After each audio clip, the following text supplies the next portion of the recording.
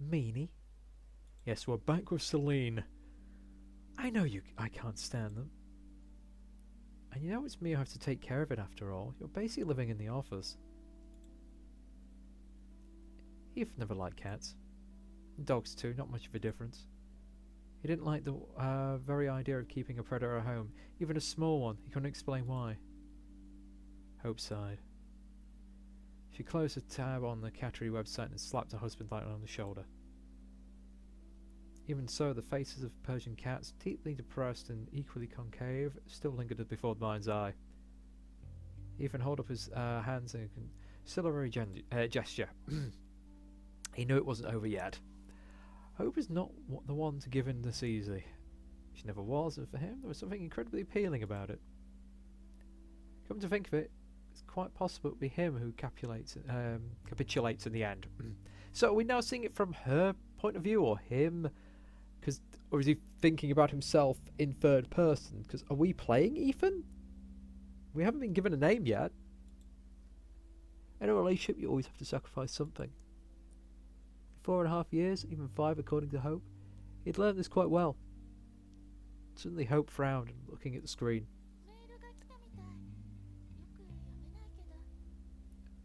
Seems you've got an email from... oh, damn, a tough one. I can't quite read it. It just hit your work mailbox. Ethan, let me see. I hope we've got a new project. The Middle Ages are fine and all, but they're starting to pour out of my ears. Ethan reached for his laptop. I Hope grabbed it and dodged him. Right. Why don't we talk about contracts on why don't we talk about contracts on a Sunday evening? So which one of his all work and no play? Well, such are the benefits of freelance. Come on, give it back. Hope giggled and leaned over the armrest hanging over the floor. Hope's defences withstood several more attacks. Each time Ethan thought the laptop would definitely hit the floor. Then she gave Ethan a peck on the cheek and stood off the couch. The laptop returned to its owner.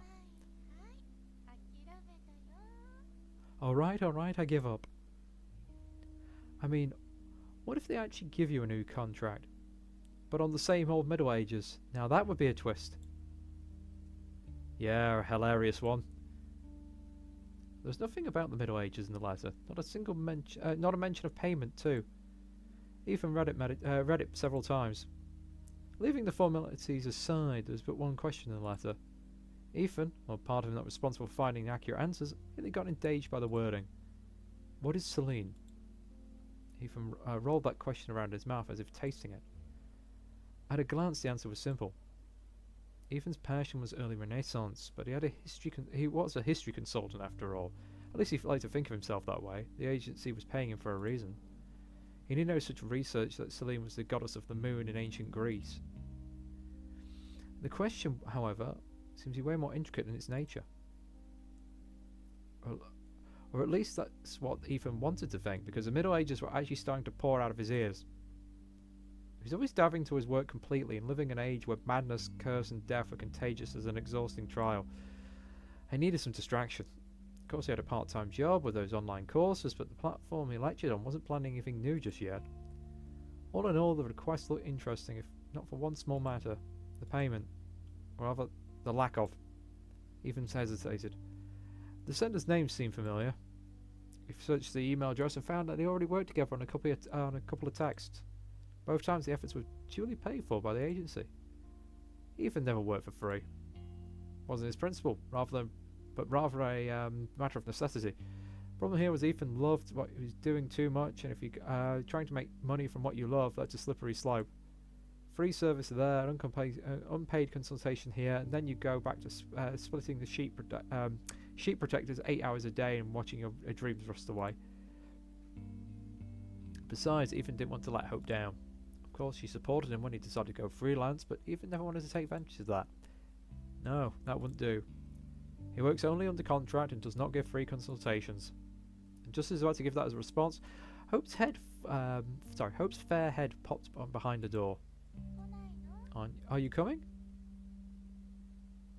On the walk, Hope brought up the cat thing a few more times. Ethan protested absently.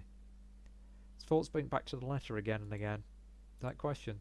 The more he thought about it, the more he wanted to find the answer. It was no longer a matter of helping an acquaintance whose name Ethan immediately forgot. No, it was Ethan himself who needed help with a little distraction. Oh, sorry, a little help with distraction and an answer. A weird thing. That was a weird thing to do, but Ethan waited until Hope was fast asleep. Only then did he sneak over to his laptop to write a response. Certainly had no real answer as of yet. He threw in a few dozen polite words, the general meaning of which he was taking up the case. Then he clicked send. When Ethan returned to bed, Hope was still breathing slow and deep. He listened to her breath for a while, trying not to think he had broken his own rule. After all, he really needed a distraction. No matter what the strength of your affection, sooner or later you will want to take a break. It was another thing he'd learned over the past 4.5 years. If he even had to point out when things started to be off, he would say it was on the Saturday. That was a week after the first letter.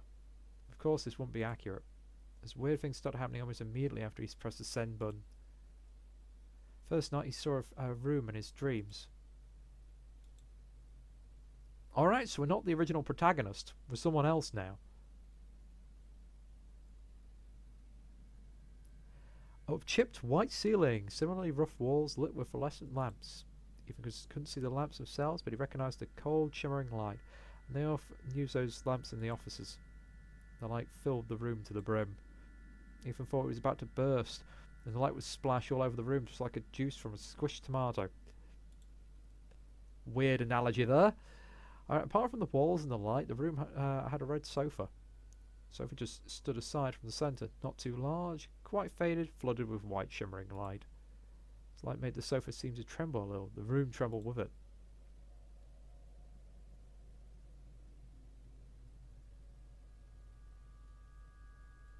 Suddenly Ethan thought it'd be way better if the sofa was standing right in the middle. Felt something on his temple, a touch. He had to flinch, scream, stumble to the side, yet he couldn't.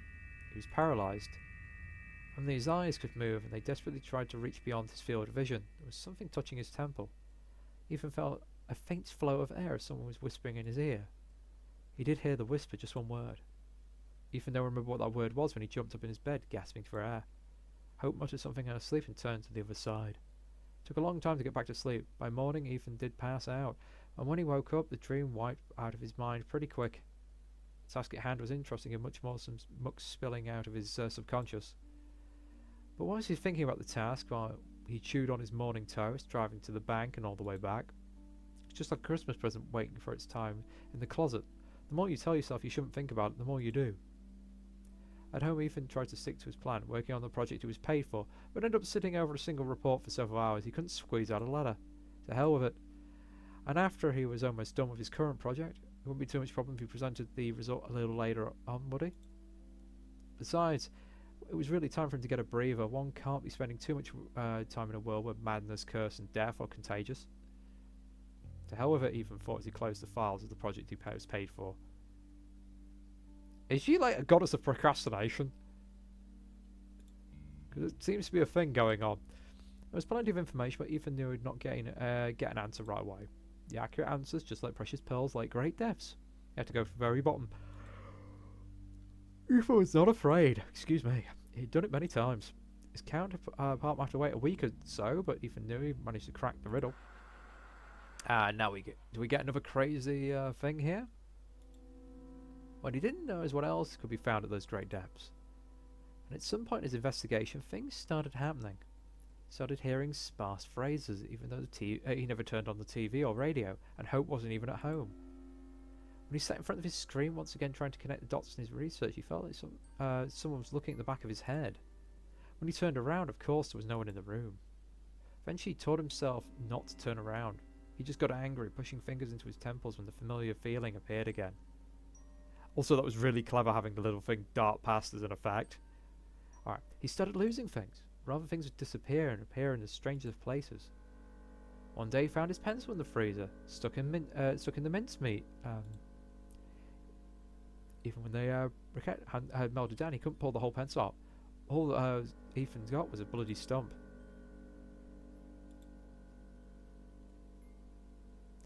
At this point, he could stop and think of it, but he got distracted by the coffee maker and mindlessly shoved the stump into the trash bin.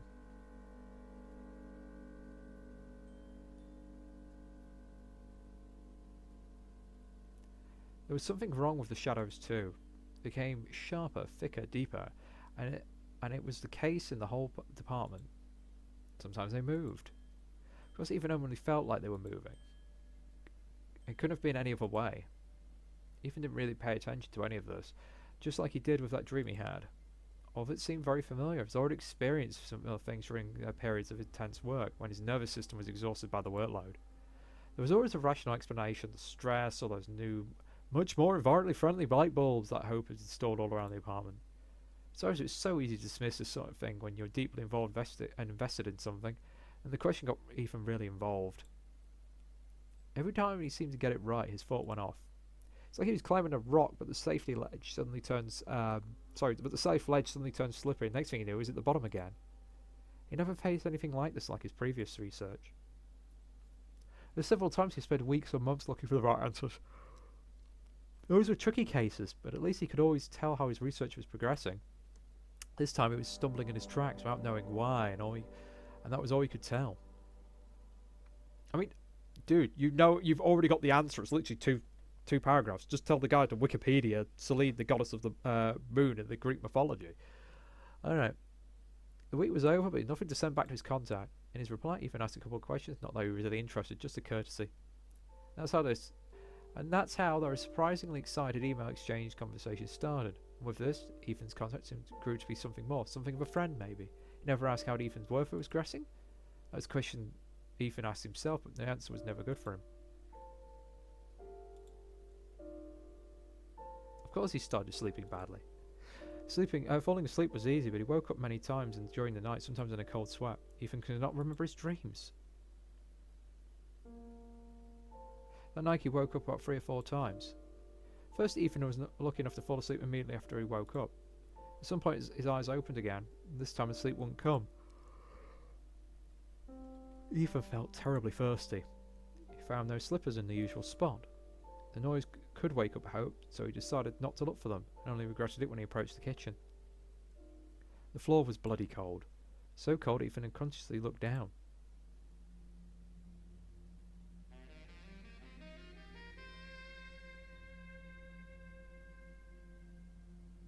Okay. Dancing sexy shadows.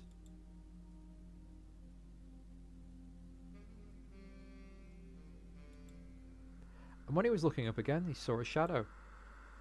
Not that the shadow no doubt the shadow belonged to a woman. A naked woman. Ethan could clearly see the points of her nipples as the shadows turned around. No wonder it's freezing in here.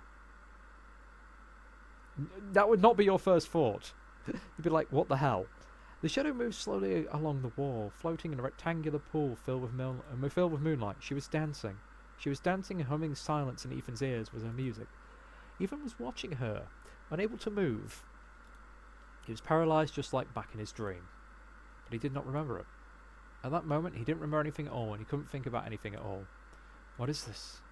He felt an itch in his eyes, and the momentarily urge to blink. And for a fraction of a second, he could only see the thick, viscous darkness. When he opened his eyes again, there was no shadow anymore. The glowing rectangle shifted in its place, now laying on the kitchen floor at Ethan's feet. He could see the cold white light flowing into the seams between the tiles of the floor. For some reason, he took a deep breath and then stepped forward into the rectangle of light. Nothing happened. Well, what was supposed to happen? What did he really see? Did he really see anything? He walked deeper into the room, much bolder, grabbed the decanter and started drinking big, greedy sips. Water streamed down his chin and chest, hitting the tiles on the floor, and poured into the grooves of the seams. No, that wasn't a delusion. The kitchen was completely empty and the floor felt warm again, and yet it wasn't a delusion. And all of this was begging for a rational explanation. And that's why Ethan decided he should talk to Hope in the morning. Something changed. Okay. TV program? Did you give anyone the apartment keys, by chance? I'm going to put that there for now, because what's this TV program thing?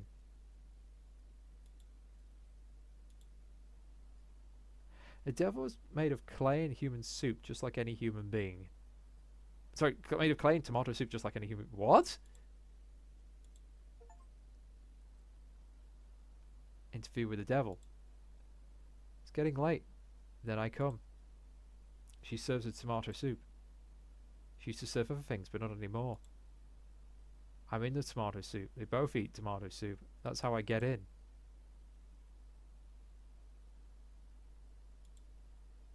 What insanity is this nonsense? Seriously?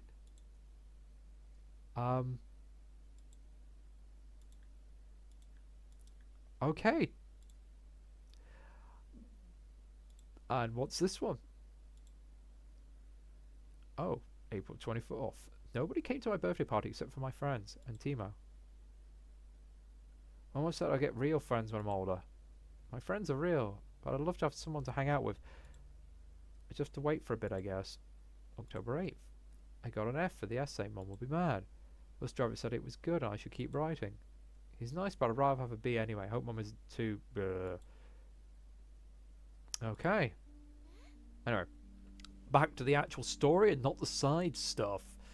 That was disturbing and strange. What? Hope froze with a cup at her lips and blinked several times. Maybe you let someone in? I didn't know. What's with those questions? I feel like someone's visiting our place. What do you mean? Exactly what I said. It's been a while since noticing random things vanish, and yesterday Hope frowned, looks at Ethan as a toad just popped out of his mouth. Yesterday you what? Okay. I'm gonna say it bluntly. I saw someone in our kitchen last night. Some girl. Deep line on Hope's forehead disappeared. She leaned back in her chair and laughed, throwing her head back. Oof, what a show you put on. Okay, fine, I confess I did steal your cupcake. I mean, what am I supposed to do? Barely see you lately, so sweet pastries are my best shot at getting some fun at night.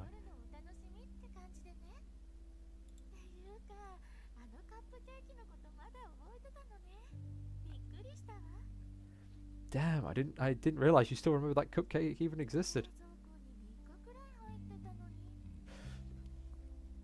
What, it was lying around in the fridge for what, 3 days?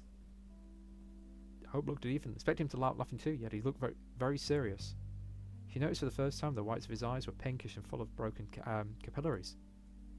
Her smile slowly faded. Come on, maybe you've left the keys somewhere unattended? Oh, I always leave my keys I always leave my keys when I'm in the office. But I'm pretty sure there's no cat burglars amongst my colleagues.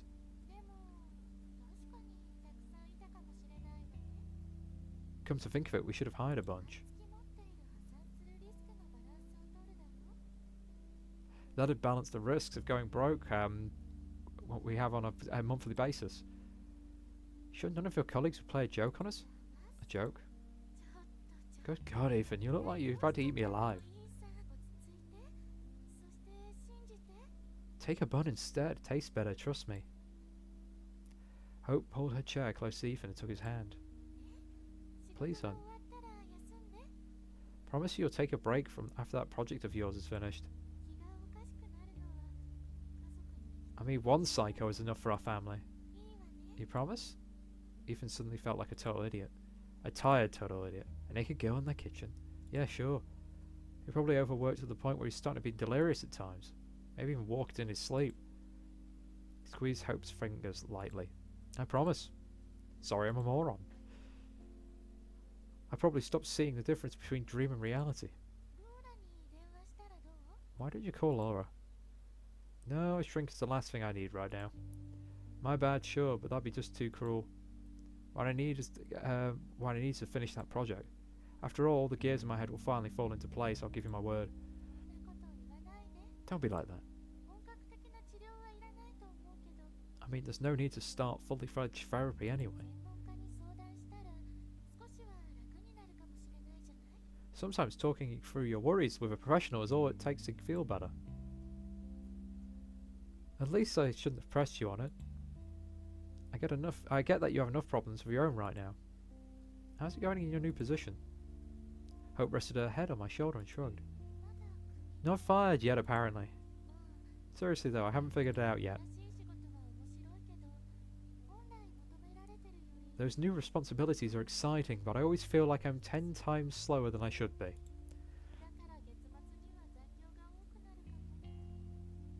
I should probably get ready for a nice fat piece of overtime by the end of the month.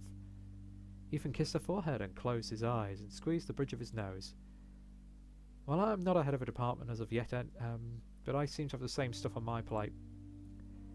Just how do you not manage to pester me with stupid questions? Well, I eat cupcakes at night. Should give it a try. Hope poked Ethan's cheek a couple of times with her finger. Anyway, don't worry. I didn't give the keys to anyone, and the only cat thing I've let inside was an actual stray cat. Now that I think of it, it's been ages since we've had any company. Maybe we should. A cat? What cat? Hope sighed and pulled away. Please don't get all worked up, okay? At least I'm being open with you. Don't worry, she didn't wander around. Oh, we've talked this over already. We talked over what? The fact what I want really doesn't matter? Damn it, I hope this is my apartment and you're staying here alone now? Hope finish her tea in a couple of gulps. I have to go to the office. She stopped at the door, not turning around. Sorry about the cat. She was really skinny and I felt sorry for her. I also feel sorry for myself even because I'm lonely. Really lonely. This time Ethan felt like an angry idiot. He got up from the table and reached for Hope. Hope, I don't. I will start crying. It'll take time and I don't have any to spare right now. See you tonight. See you tonight. He didn't know what to say, what else to say, so he followed Hope into the hall like a silent shadow. He thought the right words would come to him, but the entrance door was closed and he remained silent. Ethan sighed. He regretted his decision to talk about the night episode. Regretted how the talk turned out. He felt sorry for himself and for Hope. After all, Ethan was well aware of that. He didn't really spend enough time with her. At first, because of the agency project, but now the question to which he couldn't yet. Now because of the question to which he could not yet find an answer. It's time to end this. He's going to make some coffee, open the laptop, write up some answer. It won't be an accurate one, but it really time to finish that work marathon. After all, he doesn't even get paid for his time. Ethan nodded to the closed door and turned around, ready to execute the plan. And suddenly, cats. That's when he saw her. For just a split second, but damn it, he saw her. A black-haired girl flashed in the doorway in one of the rooms. Not even flashed, but drifted. Ethan's mouth went dry. Shadow. Of course there was no one in the room. He's gone too far. Ethan had already gone too far. He couldn't turn back, even though he was going to. He didn't even make any coffee. He wanted to get rid of that question, get a good night's sleep, forget about the whole thing. Forget about the shadow that danced in his kitchen. Forget about the pale silhouette that wandered through his apartment. Forget that very moment that someone was looking at him by the back of his head, and that look made his skin feel cold as the kitchen floor last night, and the hairs one by one stand on end. See, I don't know why this woman's kind of trying to murder him or do something to him, because, she was treated with kindness coming in. Okay, even clenched his teeth, not with anger, but with some new emotion he couldn't name. Blood hummed in his ears louder and louder. It will be all over after he writes that letter. It will be over. He opened his laptop. His hands were shaking a little, and putting his fingers over the keyboard when the cell phone rang. Ethan flinched. He stared blankly for a few seconds as the vibrating plane of glass and plastic crawled across the table. Don't. Do not answer. Don't do it. Suddenly he grabbed the phone and pushed the accept button. Ethan himself didn't know what happened. He just did it, that's all. The phone pressed tight against his ear. He waited for a hoarse, gurgling voice to call his name and tell him to look behind. What was supposed to happen in cases like this?